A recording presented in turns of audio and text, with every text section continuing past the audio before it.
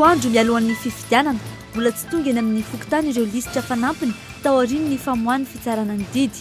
Ny herinandro avy izao kosa no alefa eny anivon'ny komuna ireo kojakoja rehetra toy ny bilita tokana sy ny vata mangarahara ahafahana mitsinjara izany isaky ny birao fifidianana. Poletavalo no sarin'ny zandary teny amin'ireo 10 lafo voatondro mpanao fanafian-jolahy sady mpanamboatra basy. Efa andiany mihitsy izy reto amidy rahetsy ariary ny basy vitan'izy ireo izay manambaka amin'ny vita avy any ivelany. Efa 100 ariary hatramin'ny 900 ariary ankehitriny. Mbola hiakatra ny vidim-bary amin'ny volana janoary. Antony ny hena ny vogabary miakatra avy amin'ireo faritra mamokatra izany eto amintsika. Cornet tsy afaka misaraka amin'ny glasy. Asa be rehefa kely vola ny fanamboarana ny cornet.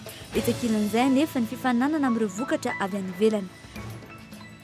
Ary farany ny fanosehana no nidirana tao amin'ny kianja tao Johannesburg anaovam-belomany Nelson Mandela. Filoham-panjakana maro no tonga nanatrika izany. Tsy nisy kosa nefa nisy olon-tena avy amin'ny gouvernemanta malagasy. Manasanao ampanajana ary tompoky lahy sy tompoky vavy aharitra hatramin'ny farany.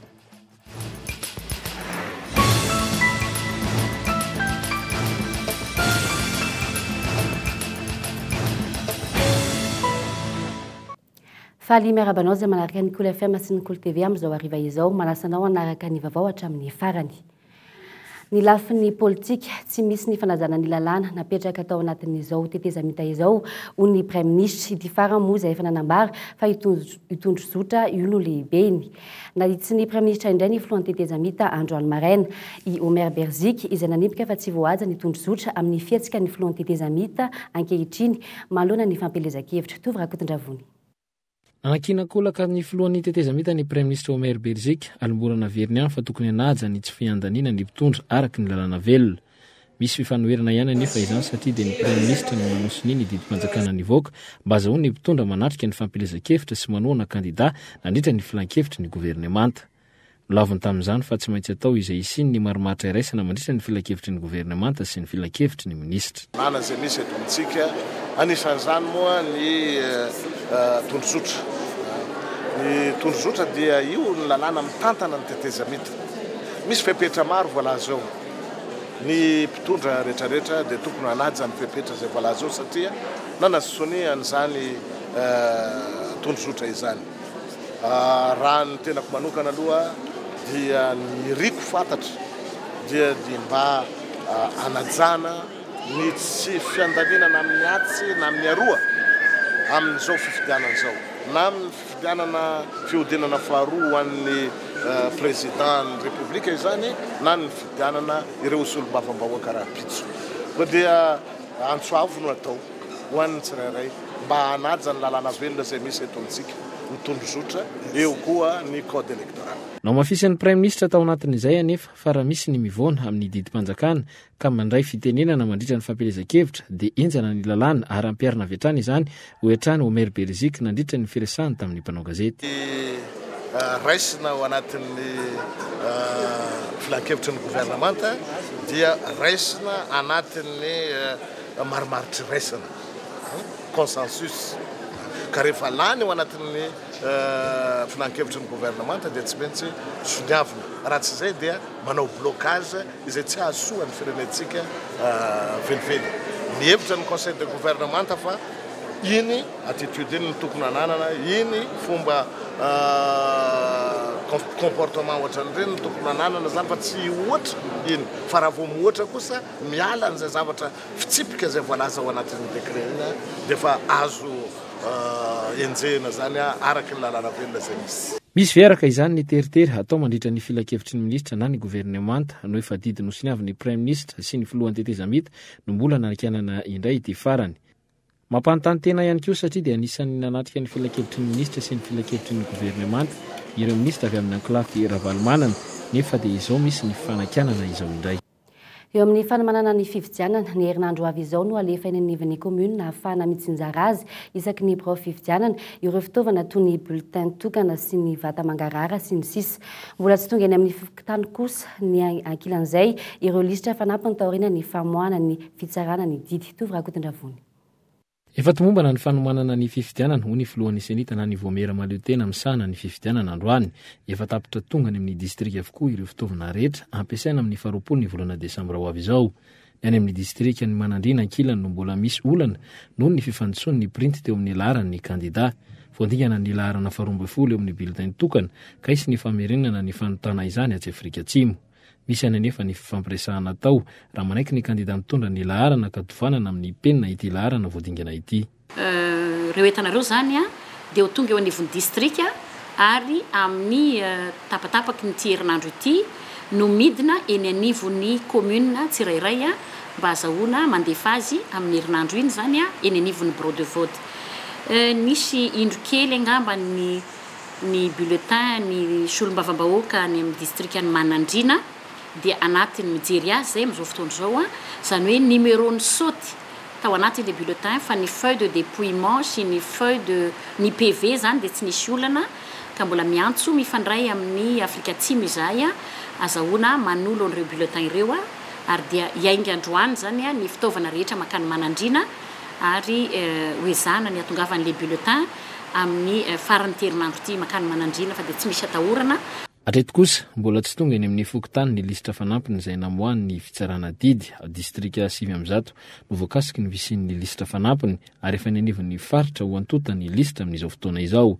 Nanamarika ihany koa ny filohan'ny senita fa tsy misy ny fakana ordonnance intsony eny amin'ny fitsarana amin'ny andro ny fifidianana.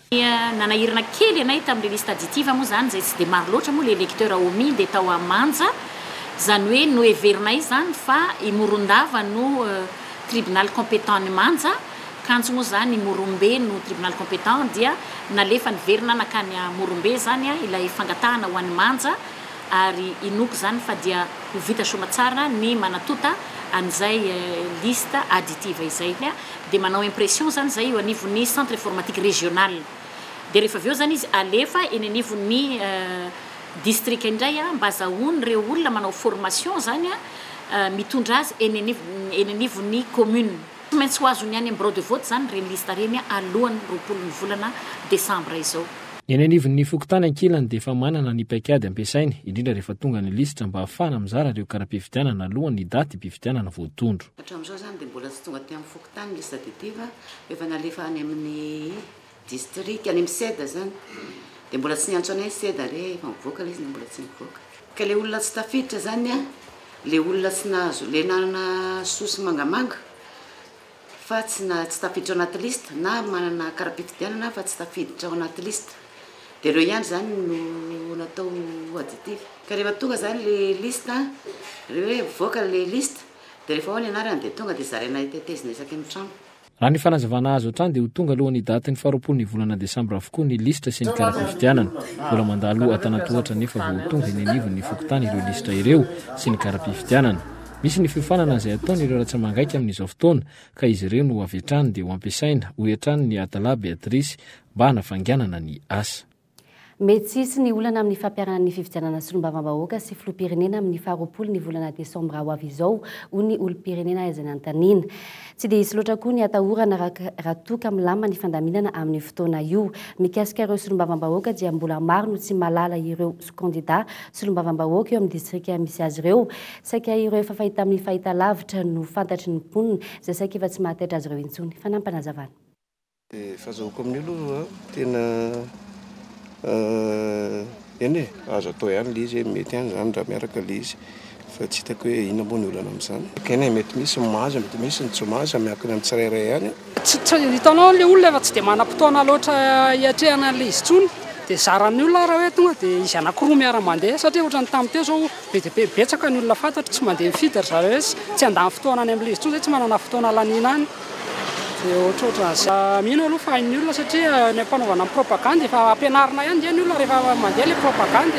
Tsara ka, tsara sady tsy dia mandany budget mpanjakana loatra izy amin'ny aloha ho an'ny fandatsika ingefa manana an'ilay organisme le CNIT io dia efa nahazo inona moa nahazo torohevitra avy amin'ireny expert international reny koa izy dia misy ihany aloha fa amin'ny faefatra quatrième zay ny anara mbola tsy azo azoko tsara fa tsy dia mbola fandray tsara zay. Fa ny kandida ao Antsirabe misy tsy haiko mihoatra ny 20 izy aloha fa ny kandida fantako vitsivitsy eo amin'ny anankevatra fotsiny izao no tena fantatro anarana sy fantako endrika ianakoatran'izay tsy dia fantatro loatra fa ohatra mihoatra ny roapolo izy aloha misy olona fantatra ihany ny lera zanak'olona zao no fantatro dia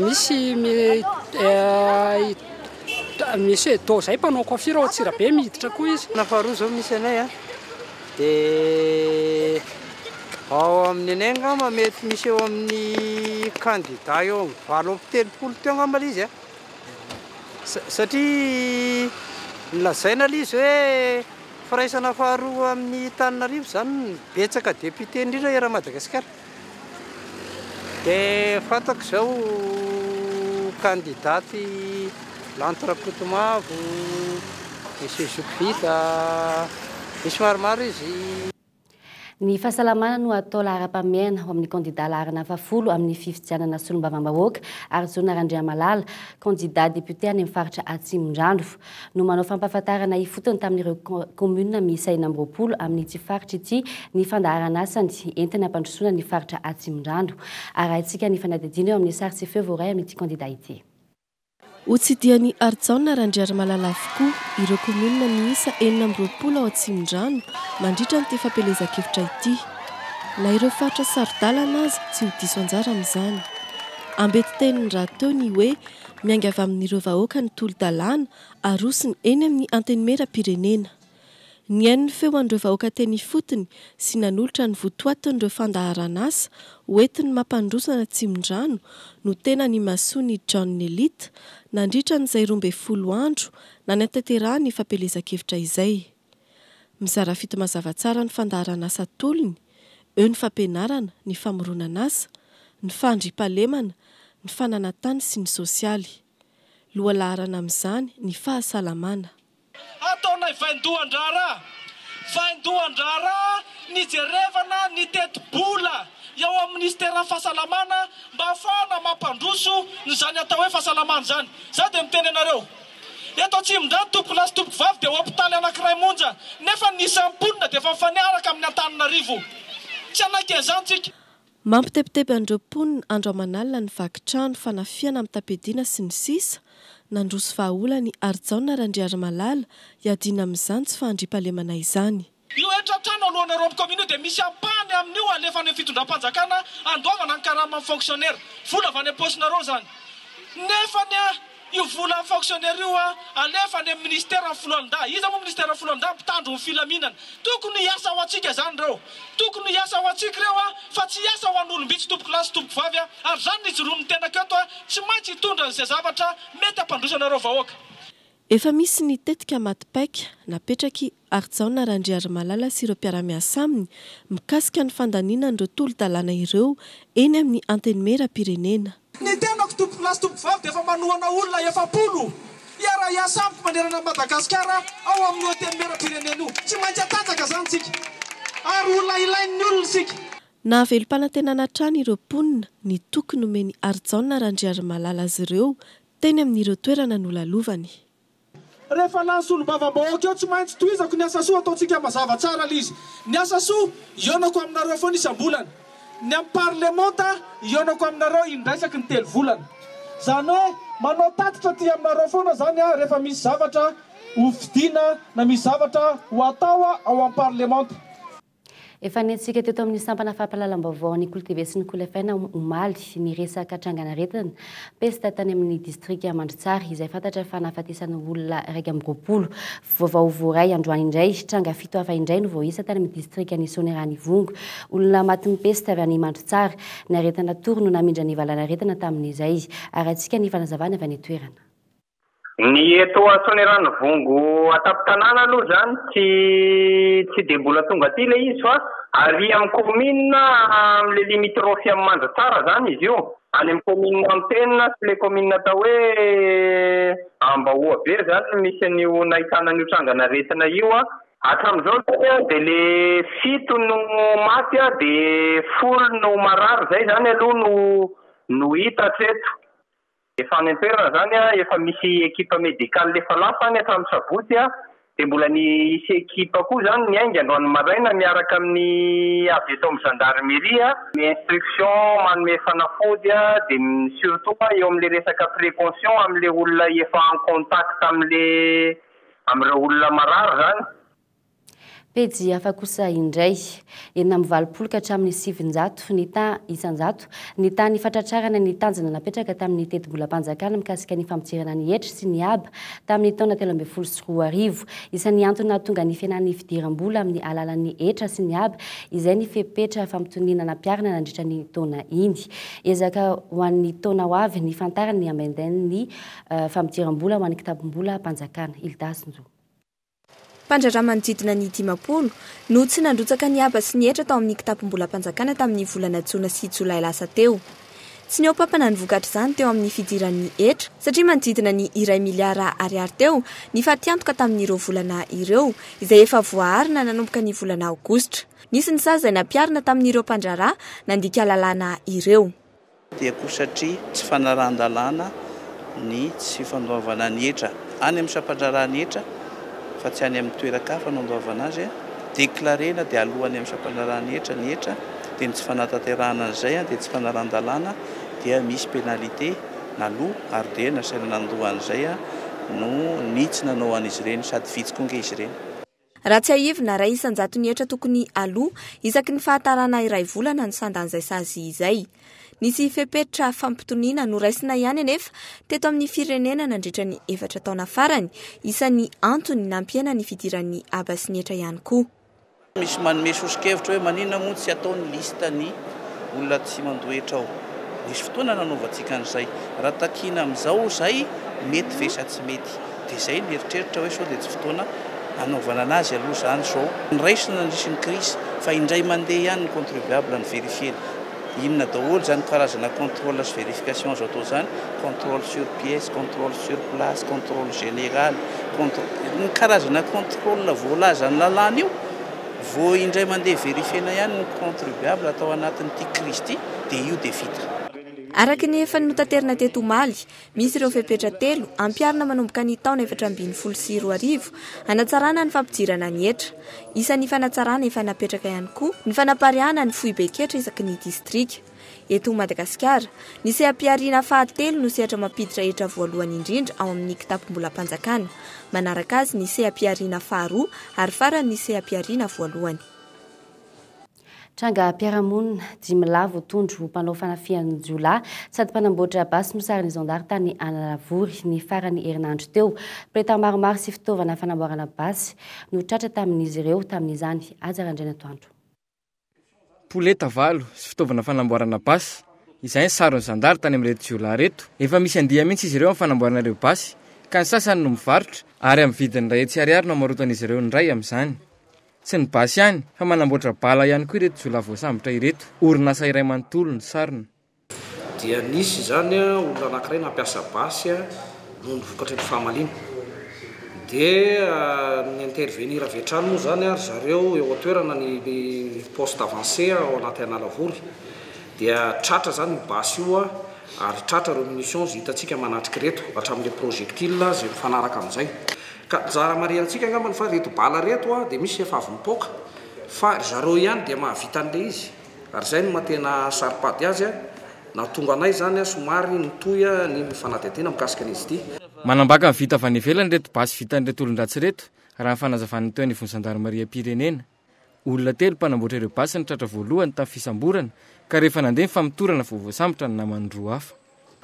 Nisy ny fitaovam-piadiana izay vita eto toerana izay tsy mifanalavitra amin'ny vita avy any ampita no tratra ny groupement gendarmeria avy ao Itasy.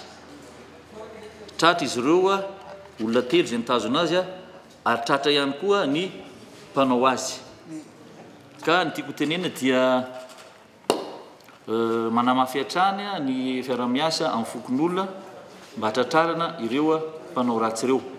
Etsika manokana nataon'ny zandarmaria nahafahana sambotra ireto olon-dratsy ireto raha ny fanazavana azo. Mbola misy naman'izy ireo tadiavin'ny zandary fatratra amin'izao fotoana izao. Isan'ireo mbola karohina mpamatsy fitaovana azy ireo. Raha mpitso ny fantatra fa atolotra amin'ny fampanoavana ireto olona voasambotra ireto rehefa diniana akaiky ny asa tanan'izy ireo raha orinasa ara-dalàna no manao itony karazana basy made in Madagasikara itony tsy mila manafatra avy any ivelany intsony no mpitandro ny filaminana malagasy. Eo amin'ny lafin'ny fandriampahalemana Atrany da 20 no matin'ny fokon'olona sy ny zandary tany Amboasary Atsimo ny alahady farany teo. 20 am'zato isa ireo dahalo no nanafika tanàna iray naka omby roa zato tao aorianan'ny fanarahan-dihy sy ny fifandonana tavaverina tamin'ny tompony omby tsy nisy ny naratra nanamony ainy kosa ny zandary sy ny fokon'olona. Roa taona lasaka taty aoriana voasambotra tany Toliara ny alarobia lasa teo ny tovolahy iray ahina no navita ny eloka bevava namonina faty tovolahy mpiara-mianatra taminy tetsy votovorona ny 13 Mey 2024. Toerana maro toany Antananarivo Fianaratsoa Tomasina sy ny faritra maro hafa no efa nikarohana ity tovolahy ity efa lany aiky ny zandary tamin'ny fikarohana azy nandritra ny fotoana naharitra ka nandefa ny antota taratasy fitoriana ny fianakaviana eo anivon'ny tribonaly tsy nionina tamin'izay nefa ny fianakaviana fa nametraka fitarainana ka nomen'ny polisy indray ny fandraisan-tanana ny rara nandeha ny fikarohany nataon'ny polisy avy eo ka sarina tany Toliara ity lehilahy ity fanampanazavana.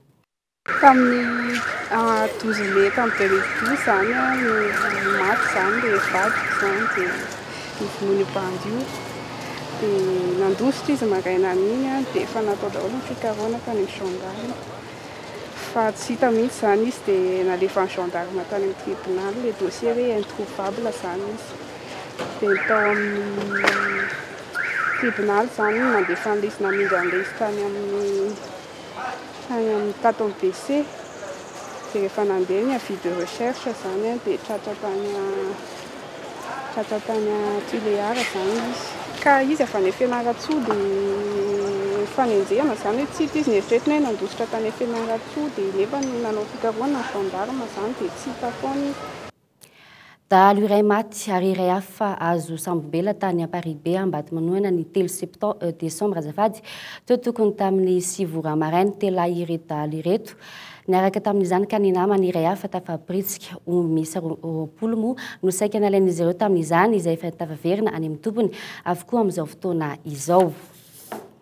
Pejy hafa kosa indray 700 ariary ny salambidy manerana ny tsena ary ahitana fiakarana 100 ariary ny kilao any faritra mpamokatra ho mafy any mpanjifa ny fiakaran'ny vidim-bary manomboka ny volana janoary raha ny vinavinan'ny tompona ndraikitra anivon'ny ODR fanampanazavana.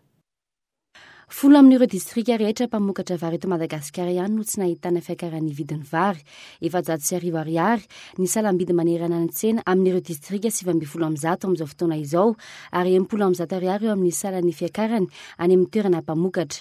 Ho an'ireo faritra sopitra mafy dia mafy ny fiatraikany fiakaran'ny vidin'ny vary. Any Marivoay nahitana 300 ariary ambony mihoatra ny vidiny tamin'ny herintaona izany raha 700 ariary ho an'ny Sofia tafaikatra hatramin'ny 100 ariary izany fiakarana izany any Andapa. Fa ny faritra hafa kosa izay tsy misy an'io vary an'io izany dia toy hiakatra ny vidim-bary raha ohatra ka tsy misy zany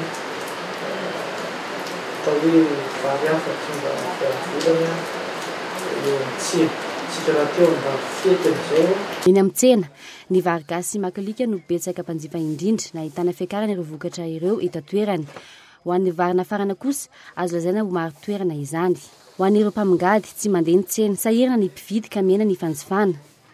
Talohan'izay zao ny tsipala 300 arivo dia zao izao 700 arivo. Dia makolika teo amin'ny 300 arivo. Dia zao tafakatra 500 arivo efa misy 100 arivo fa izay tsy maka an'le 100 arivo fa lafo. Makolika zao teo aloha teo 700 arivo dia lasa 500 arivo izy zao. Ny tsipala 300 arivo lasa 700 arivo. 700 arivo. Vary gasy mitovy amin'ny vidina tsipala ihany, ohatr'izay ihany. Ohatrany nanatombo kely ny fiakarana zany tamin'ity taona ity. Satria ilay vary ohatrany tsy dia misy mihitsy koa zany ny ampolisy ny tsy dia misy any ambanivohitra. Ohatrany hoe efa nihena mihitsy zany ny inona moa zany ny vokatra raha mihoatra ny tamin'ny herintaona. Eo koa zany mampitombo ny vidiny. Rehefa fandraisan'olona vola farany volana ny tena mandeha misy maka amin'ny kitapo fa ny andavanandro ao anatin'ny volana amin'ny kilo daholo ny akamila dia tsy dia mandeha firy zany raha tsy efa faran'ny volana efa faran'ny volana mihitsy. Efatra lasy roa hetsy taona ny varina farany tao anatin'ny folo volana voalohany tamin'ny taona 2024 raha nitatra avy amin'ny ODR hatrany. Fanafarana izay mitombo 3 alina taona raha oharina tamin'ny herintaona. Maritra ora maro ny fitoanan'ny fiara ety amin'ny lalany Digy efa andro vitsivitsy izay ankoatran'ny fitombon'ny mponina sy ny fiara mivezivezy. Isan'ny mahatonga izany fitoanany ihany koa ny fanamboarany ladalana ety 67 hektara. Fanamboarana izay ratsaivana iray andro mialohan'ny asa no nampahafantarana azy tamin'ny lalan'ny Aterineto. Ny orinasa mpanamboatra lalana Kolasa sy Dinapaka no misana ny fanamboarana, fahasirenana, fahatarana ary miafara amin'ny fandikana lalana ny fisin'ity fitoanan'ny fiara ity manova ny fahazaran'ny olona. Pampiasa ity lalana ity araka izany ny fanamboaran'izao lalana izao. Fanampanazavana. Apetraka lavidavitra ny tomobile dia mandeha tongotra. Izay zao fepetra satria izay zao apetraka ny mpapenaka ny tomobile raha teo andeha aty Sosa. Taloha izy tokony fanatao fa tsy endrasany efa avo be ilay orana. Ny voalohany indrindra izany tsy maintsy tokony miala alohan'ny hatrany satria raha miditra valo mandeha miasa sao dia tsy maintsy miala amin'ny enina satria grave be ilay resaka embouteillage. Voatery zany tsy maintsy mandeha tongotra raha ohatra hoe maikamaika fa tsy maintsy mahita vahaolana mihitsy amin'ilay embouteillage zany raha ho anahy manokana. Pejy hafa kosa indray mafana ny andro ifantofana ny fividianana glasy cornet. Ny fihinanana ilay glasy ihany no tsy mividy matetika fa tsy mandalo andohany mihitsy ny fanamboarana ilay cornet inanana ilay glasy.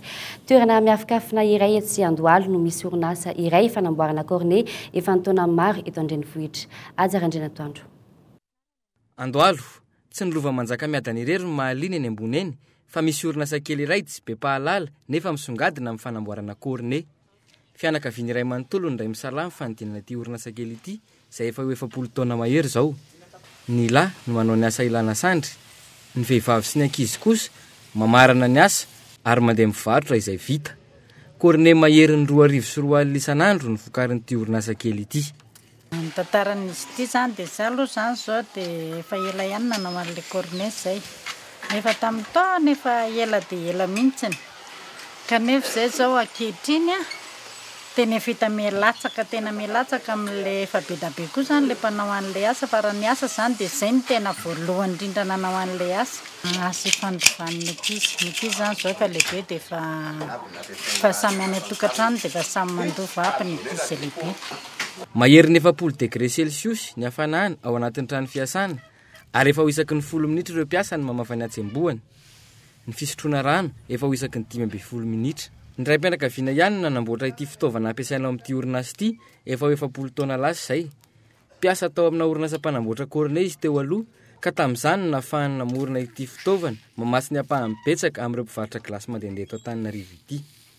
Ny cornet iray zany zao midina le kely izy zao mivarotra 200 zay mbola ambany dia ambany tsy arakaraky ny vidangany masokarena amin'izao dia ny lehibe zany zao mivarotra ao amin'ny 500 zay. Ny asana eto zany manomboka amin'ny 5 maraina ny ankizy miditra dia miala izy amin'ny 5 arivo. Tsy mifanamboarana cornet ihany anefa mahaliana ao amin'ity orinasa kely ity fa eo ihany koa ireo soratsoratra izay soratan'ireo mpiasa eny amin'ny rindrina. Valomena-dany zanaky ny tompon'ny orinasa ary efa manambady ny efatra. Ireo mpivady ireo izay tsy miala lavitra raha hitady karama fa ao amin'ity orinasa fanamboarana cornet ity ihany. Mahavelona izay ny namitiana n'ity raim-pianakaviana ity raha nanontaniana mikasika ny asany. Misy fotoana zany tsy esanay fandimby isaky ny masinina iray. Misy mpanolo zao eto raha pitra. Mba asy fotoana zay misaky fa manambady efa mamelombady avan'izany. Mahavelona. Mahavelona tsara. Dingana maro no arahana vao vita ny cornet iray, miainga amin'ny lafarinina sy ny rano ary ny lalivay. Inona zao io ataonao io? Ilay mampita ny paty anaty sopa.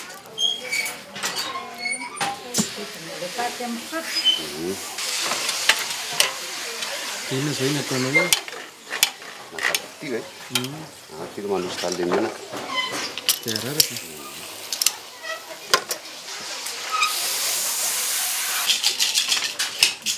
Inona zao io ataonao io? Tilo manadio an'ilay vavany.